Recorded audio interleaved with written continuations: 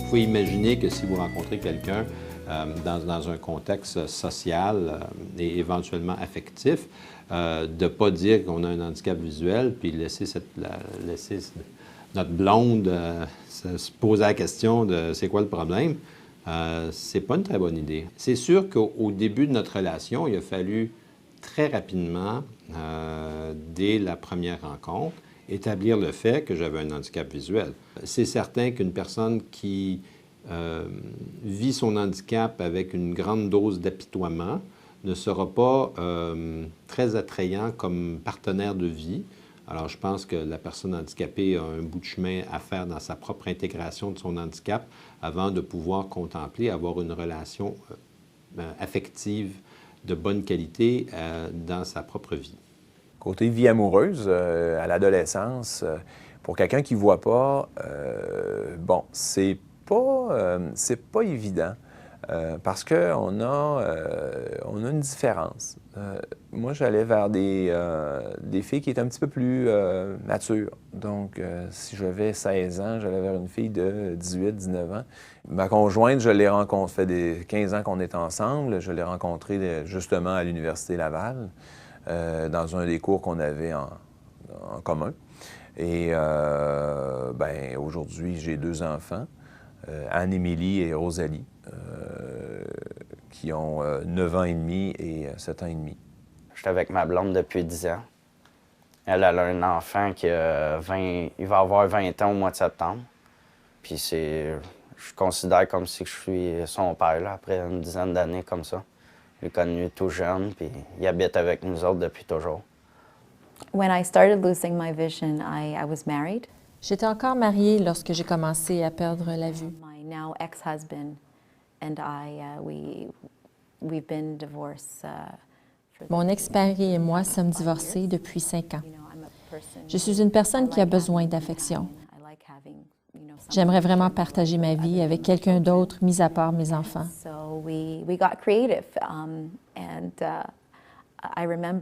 Je me souviens de ma première sortie dans un bar après ma perte de vision. Ce fut une expérience intéressante.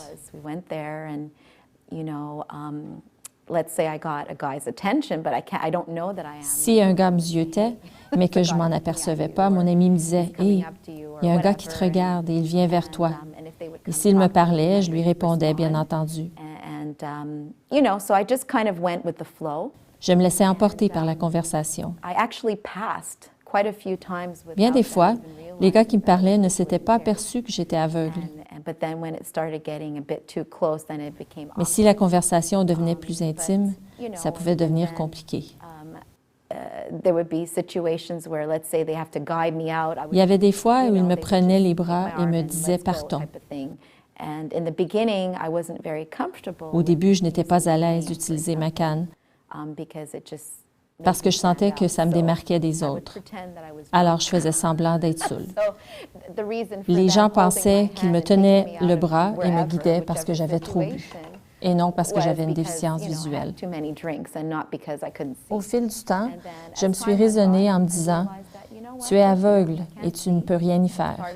C'est ce que je suis. » Ma cécité fait partie de mon identité. Maintenant, je prends ma canne et je dis à la personne voyante qui guide « Partons ».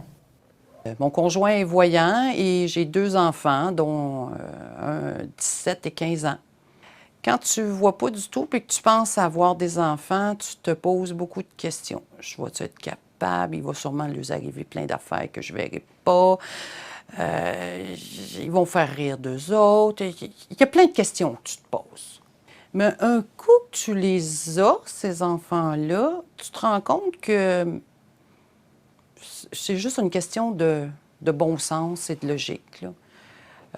Que tu vois ou que tu ne vois pas, être parent, c'est pas une job facile. Il n'existe pas de livre qui nous donne la bonne recette, là, malheureusement.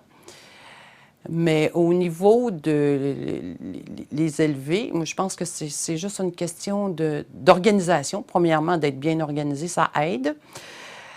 Parce que c'est sûr que si tu cherches le chandail vert le matin qui va avec la paire de jeans, puis qui s'en va à l'école, puis il te reste 10 minutes, tu as besoin d'être efficace un petit peu. Ça, je pense que c'est une question d'organisation pour ces choses-là. Mais le reste, je pense qu'on se casse la tête bien pour rien. Les enfants sont très... eux-mêmes, là, ils ne se posent pas de questions avec ça, le fait que le mère ou le père ne voit pas. Pour eux autres, c'est naturel. Est-ce que vous avisez vos amis que je vois pas, puis qu'il ne faut pas qu'ils laissent traîner ou ci ou ça? Et c'est non. Pour eux autres, c'est tellement normal, le mère est comme tous les autres. Fait que eux, non, ils avisent pas leurs amis. Dès l'âge de 2 ans et demi, ma plus grande me disait, souvent, elle allait me dire « Regarde papa », mais elle me le mettait dans les mains. C'était le « Regarde papa », puis c'était instinctif, elle me le mettait dans les mains. T'sais. Ou « Attends papa, je vais aller te chercher ». Exemple, supposons qu'il y avait des obstacles dans le sous-sol lorsque je descendais, puis elle savait que je voulais passer au travers de toute la ribambelle de jouets, là, ben, elle dit « Attends papa, je vais aller te chercher », me donnait la main, puis elle me faisait traverser. C'est bon. C'était comme ça. C'est un peu bizarre, mais le sentiment que je ressens, ils sont comme contents d'avoir un papa différent. Les jumeaux m'ont toujours connue comme une personne aveugle. Aïcha, mon aînée, se souvient du temps où j'étais encore voyante. Elle avait 6 ans. Alors, elle leur raconte des histoires comme maman conduisait, nous amenait au McDonald's ou à d'autres activités. Elle venait nous chercher à la garderie. Bien sûr, ils ne la croient pas. Quand c'est en première année, un enfant qui commence à apprendre à lire et à écrire, puis que toi, tu vois pas ce qu'il est en train d'apprendre à lire et à écrire, c'est un petit peu plus compliqué. Mais j'avoue que j'ai contourné ce problème-là. Il a fallu que je mette des efforts pas mal, là, mais j'avais acheté des lettres aimantées, là, des petites lettres qu'on colle sur les frigidaires, là, que tout le monde connaît. Et j'ai appris les lettres à mes enfants avec ça.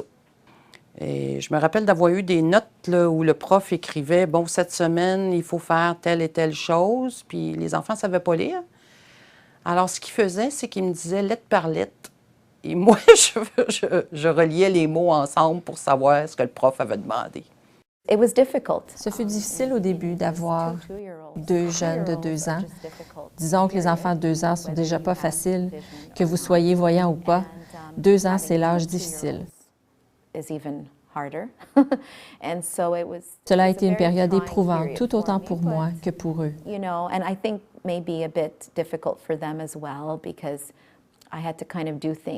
Que j'ai dû m'y prendre différemment pour arriver au même objectif. Maintenant, les problèmes sont différents. Mes enfants sont aujourd'hui de jeunes adolescents et connaissant les adolescents, ils ont plus qu'un tour dans leur sac pour en faire voir de toutes les couleurs à leurs parents, qu'ils aient une déficience visuelle ou non. Mais je ne me laisse pas faire, je sais toujours ce qu'ils mijotent. À tel point qu'ils me demandent « Comment sais-tu ce que l'on fait ou ce que l'on ne fait pas? » Je leur réponds que bien que je ne vois pas avec les yeux devant ma tête, je vois très bien avec ceux qui se trouvent derrière.